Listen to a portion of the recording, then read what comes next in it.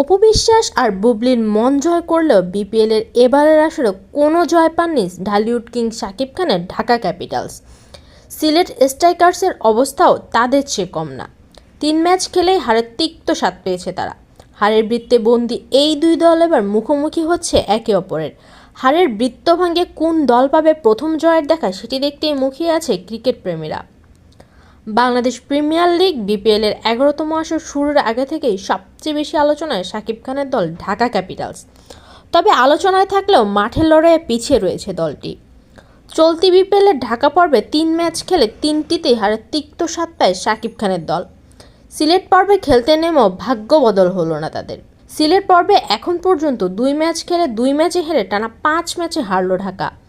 অন্যদিকে ঢাকা পর্বে মাত্র 1 ম্যাচ খেলার সুযোগ পায় সিলেট, তবে সেখানেও হারের তিক্ত স্বাদ পায় তারা। নিজের ঘরের মাঠে খেলতে এসেও ভাগ্য খুলেনি সিলেটে 2 ম্যাচ হেরে সব মিলিয়ে টানা 3 ম্যাচে হারল Sylhet. Ariful Haque, George Munsey, Rahkeem Cornwall, Zakir Hasan, Tanzim Hasan Sakib, Jaker Ali, Rony Talukdar, Aaron Jones, Reece টপটিদের নিয়ে গড়া সিলেট স্ট্রাইকার্স, নাকি Jason Roy, Tanzid Hasan, Sabbir Rahman, Thisara Perera, Mosaddek Hossain, Shahadat Hossain Dipu, Stephen Eskinazi, Mustafizur রহমানদের নিয়ে গড়া ঢাকা ক্যাপিটালস আছে শেষ হাসি, সেটাই এখন দেখার বিষয়।